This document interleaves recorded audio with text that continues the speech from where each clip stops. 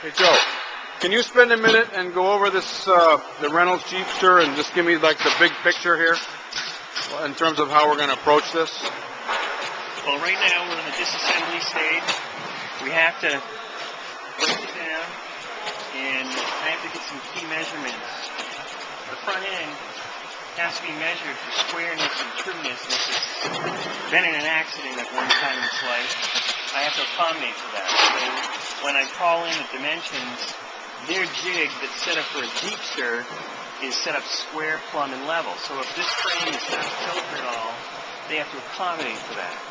Once I've established that the frame's good, then they have the green light to go ahead and fabricate this whole front end for us. While that's going on, I have to pull the drivetrain out, engine, transmission, transfer case, all the linkages, the wiring, plumbing, everything. So engine and transmission are coming out of the car? Because that's going to be set up. That's going to be, with the new setup, it's very important for the 50-50 weight distribution to be as close to it as possible for better handling. It may have some setback, and it has to be dead nut center, because sometimes if the irregularities happen in this car as it's been driven, one big pothole can make everything off center. And if that's the case, well, doing it this way will correct. What are you going to, what do you think about the ride height issue, where the drive shaft was hitting the floor? What was causing that? That is part B. If the frame is in good shape, which looks okay to my eye, but the tape doesn't lie, if that is true, either one of two things. It's just 100% caused by rot in the rockers, which is a structural member. I'll have to make templates to make new rockers, because they don't sell them. You can't buy them. And I have to get some C-channel metal and invert it and put it for a new hook reinforcement in the center. It's like a cross member for the body. It'll go on the plumb frame, square frame. Then that'll tell me how far out by laying it over this is sag. Whatever it is sag, I'll have to bolt it down on the floor and jack up the center to adjust for it, and then plug weld it to the inside. So we have to pull out those rockers? Yeah, but they're you could leave it in there, but it's just rot and decay. It could fall down from the rock. Well, you're talking about paint then. Talking about what? We're talking about repaint. No, the inside rocker. The inner rocker. Right. Inner rocker. So we're not gonna disturb this exterior finish. No, this is cosmetic sheet metal. The structure, it's like a wicker basket. The outside of the wicker is what we have here. The wicker basket is fittings going like that over this frame, which the frame looks good to me, like last week. So I think there'll be no problem with the frame. It's part of the wicker baskets have rotted out, and the baskets are going like this. Okay. And it's that. So to fix that, the sheet metal's fine. That's just cosmetic. The inside is saggy. So you'll see like buckles right here. You can see this side higher than that. These buckles is because this basket's sagging in. Now this doesn't look much to the eye, but when you try and shut the door, it's a big benefit. And also if you're driving this car and a door flies open on you, that can be deadly. That's why these have to be shut safe while you're driving, because accidents do happen. It would be a shame to have this kind of car out there enjoying it and the doors flying open. What was going on? What were you telling me about they painted over the harness when they painted the car?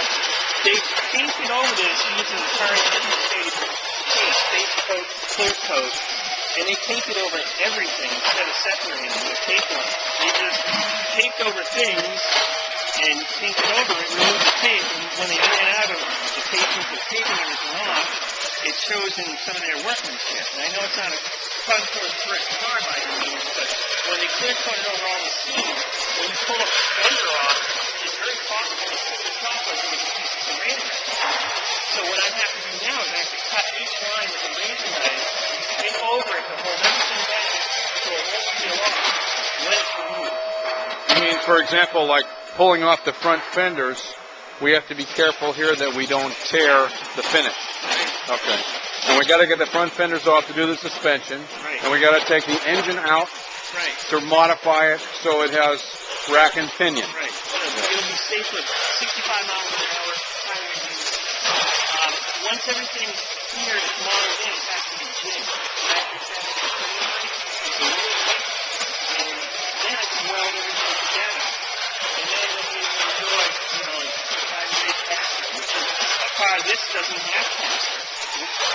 kind of shape are the floors? Floors okay? The floors have been tacked with rubberized undercoating. So the extent of what it looks like is kind of a fallacy down by looking at it from the bottom up because it's all rubberized undercoating. What we have to do is, I already saw the holes over there, and that's where the sag is, where the frame is. So now I have to take the seat out, pull the carpet back, and take a piece underneath. And I'm hopeful they didn't do that fiberglass yet, because if it is fiberglass, it's just not safe. One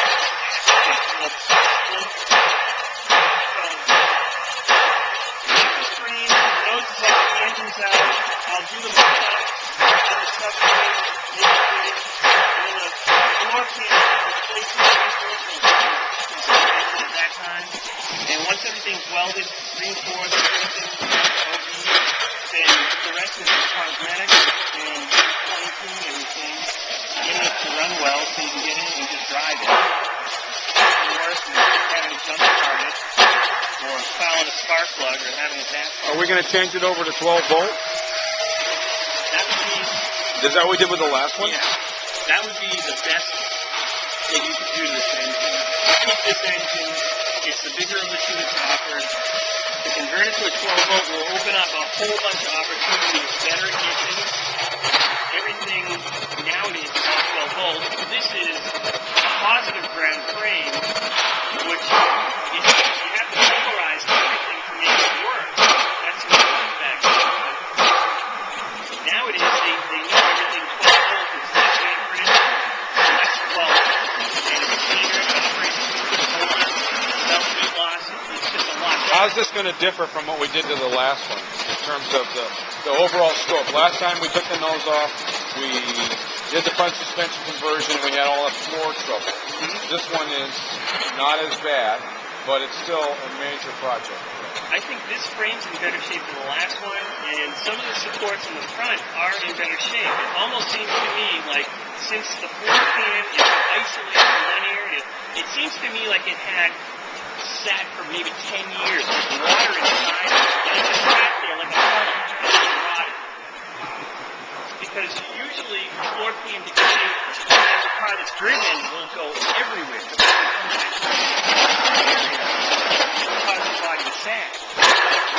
So, until I take all this stuff out and, find out what I have, I know how it looks is rotted, but, I don't know exactly how thin it is, how far it's spread. I have to see it until I get good results. Okay, well, let's be careful to keep it